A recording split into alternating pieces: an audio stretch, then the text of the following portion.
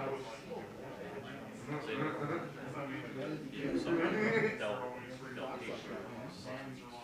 then they let you use your sick time if you want. So really, yeah, You look good. it's a lot. Let's play some basketball. If you can get those gigs, it's great. Does that make you guys in the school Like, to be like in college the subscriptions for like their bakery items, So it's they paid me like for an 8-week subscription.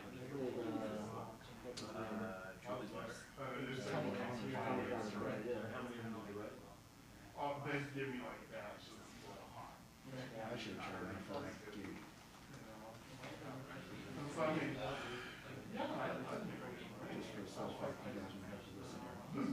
change their management. okay, so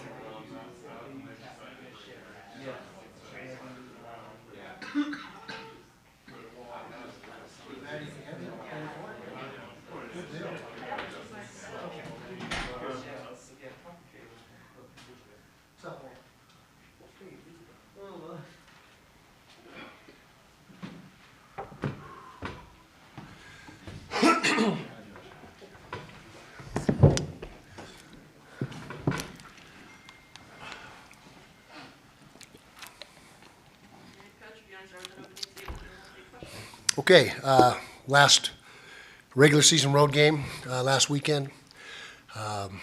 Wasn't our best outing, but another solid performance on offense. I thought we played really well on offense. Nearly 470 yards, total low. 0 turnovers, 38 points. 38, I think it was 38.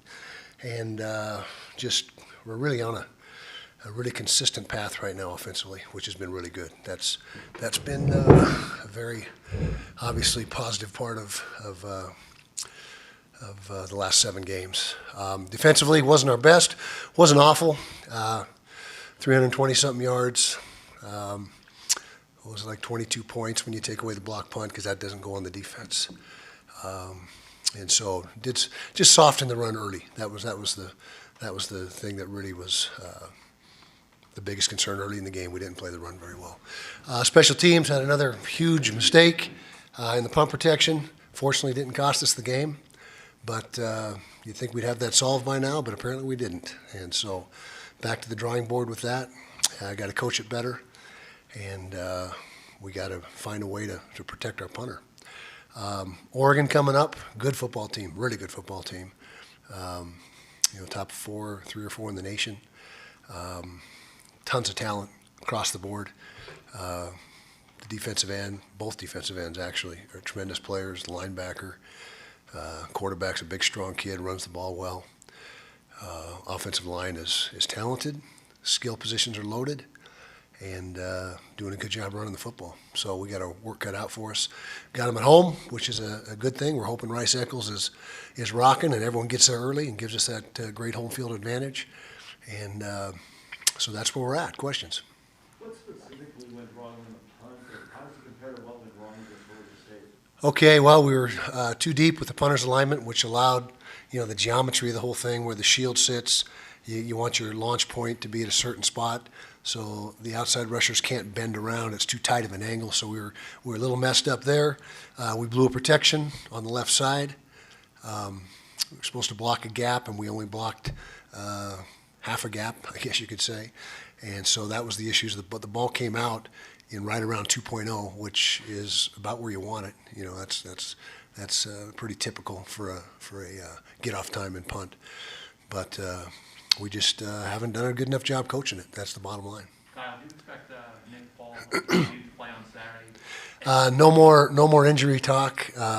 Even with season ending, because now that we're a week or 2 away, it doesn't make sense to tip the opponent at all. So we hope for the best, but there'll be no injury updates the rest of the season. That's consistent with how we've operated the last several years. As we get down to the end, we just kind of shut that off completely, even the season ending stuff. But we hope to have more people available this week than we did last week. We'll see. Kyle, TJ Fletcher ranks 11th nationally in yards per carry. What about his explosiveness has allowed him to just take a step forward the last couple of weeks and really just have a major impact on the offense offense and how he's been able to produce for you. Yeah, he's been a big plus for us. I didn't realize he was that high in the country, yards per carry, but 4 carries for 106 yards in the game before will help that average. But TJ is a very good running back. When Tavion's healthy, Tavion's obviously another great weapon for us. But TJ has been running hard. He's done a nice job in all phases, not just carrying the football. He's excellent, probably our best running back at pass protection. And that's huge because he's so good at picking up blitzes and protecting Cam. He's also a good receiver out of the backfield, even though he's dropped a couple. In practice, he's got tremendous hands. He's just had a couple drops in games that are uncharacteristic of him. But as far as him running the ball, he's just starting to come into his own, and the offensive line is obviously doing a great job of opening up holes and providing space for him. Not the biggest kid, but he's really thick and tough. He's about 5'8", but he's 195 pounds and great quickness, quicker than he is fast. Not that he doesn't have good speed, because he does, but his quickness is outstanding. Kyle, just given the opponent and what is still at stake for you guys, does this feel like more than just another game? Nope, they're all the same. We treat them all the same. We prepare the same exact way. It's meeting structure, practice structure, everything. And that's how you have to do it in the Pac-12, because if you don't, it doesn't matter who you're playing, you're going to get beat if you're not ready to go. And so we approach it the same exact way every single week. Now, you've obviously seen Kayvon Thibodeau before, Pac-12 championship, other times, but is he a type of player that, you can replicate with that offensive line and being able to know how he works, and how do you feel like you kind of match up against him? Replicate in practice? Just in the sense of, replicating based off of, how you've seen different players. Is there anything that you can kind of cobble together that way with how he plays? I just know he's really good and real explosive, and he's got the whole package. They say he's a top 5 pick, maybe the top pick in the draft. He's got height, 6'5 plus, 260, great get off, and that's really the key to an edge rusher is get off. That's the number one criteria that you look for in an edge rusher, and the number one asset that an edge rusher really needs to be a great one. And so he's athletic. I mean, he could play linebacker. If they wanted him to play linebacker, he could very easily do that. To replicate him in practice, I know that wasn't part of your question, but that's impossible. If we had that guy, then that guy would be leading the nation in sacks. And so we just don't have that guy right now. An off-the-field question about Nick Ford. Obviously, this season you kind of put him in a lot of different areas on the field, and that kind of maybe speaks to his selflessness as a person. And I'm kind of curious, off the field, how do you sort of see his selflessness and giving nature kind of permeate throughout the team? Yeah, he's the same way off the field as he is on. He's a great teammate. He's come a long way since he's come into the program. He was a young freshman that was kind of a wild onion when he got here, but he's really settled in and become a very mature leader for us. He can play, as you mentioned, all the spots, does so without complaining. I believe that's going to help him at the next level. That versatility and being able to have that, a lineman that can play all 5 spots is something that, that makes your value go up.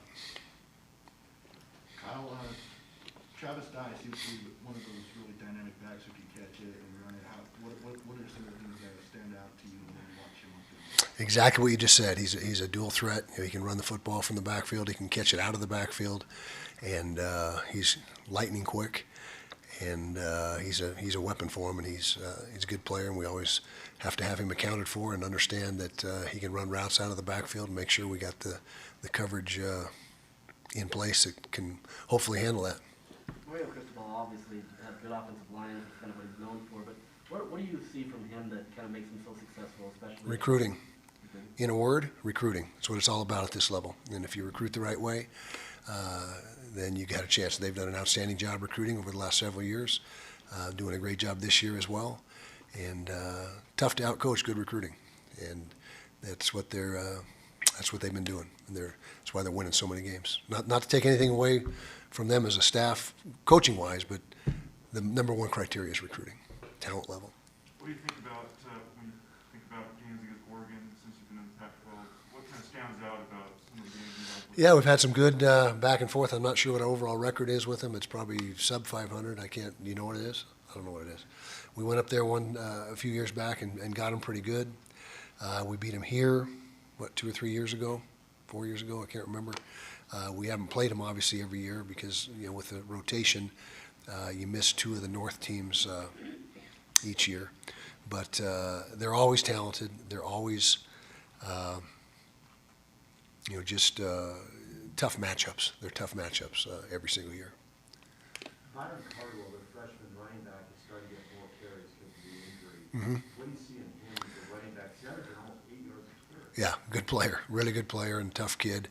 And the quarterback is an outstanding runner as well. I mean, he's one of the primary reasons that run game goes is the quarterback is 6'3", 230 or whatever. But you're right. The other kid, the freshman kid, is starting to hit his stride. They certainly miss the Verdell kid, but everyone's injured in the whole country. Everyone's got guys they miss, and so they've done a nice job of having guys step up and pick up the slack. I know that a lot has been said about Kyle Thibodeau, but they also have a really good backer, back in Orem, Noah Sewell. Sure do. I know you guys were really high on him, trying to get him to come to Utah. Just what stands out about his game? Just everything. He's got great size, like 260 pounds, and moves like a cat. And so guys that big just typically don't move that well. But he is outstanding with his lateral movement, his quickness. He's instinctive. He's a big play guy. Always seems to be around the ball, always. And he's just what you look for in a middle linebacker is he embodies. I mean, he's got the whole package. Obviously, I think if you look at like the money lines or whatever, you're expected to beat Arizona by quite a bit. Would you rather have more of a game with a lot of adversity going into a game like Oregon, or how does that kind of shake out? Does it matter? I don't think it matters in particular. I think you build off and try to maximize whatever happened in the previous game and try to learn. And you learn in each game no matter what the outcome or how things went down.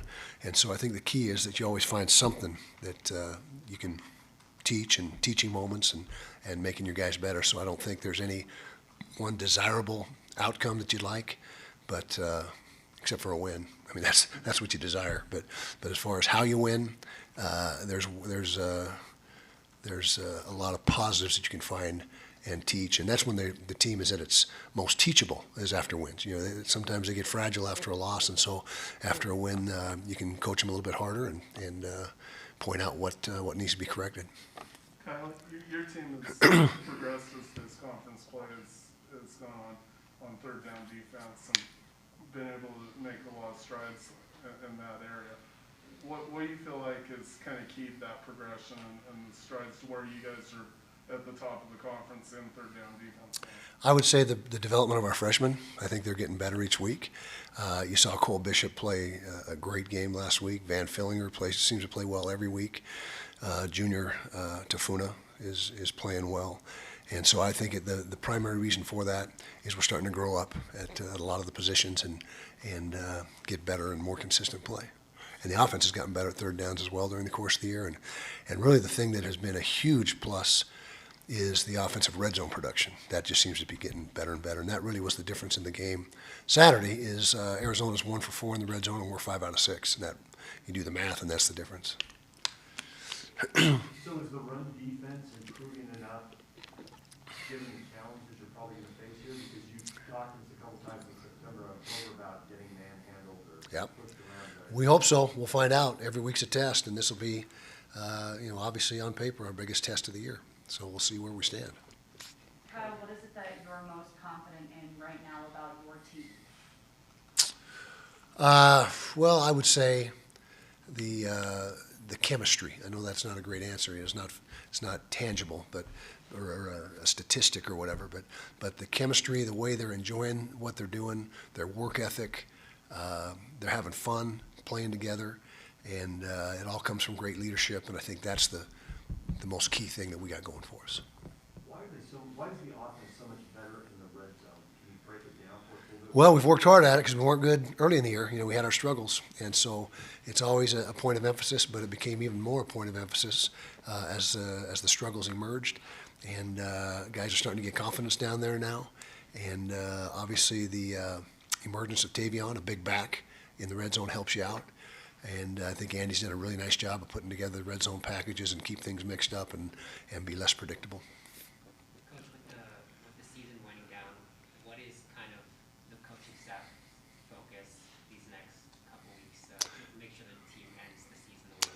Well, it's completely focused on Oregon right now. We're not looking at anything beyond that.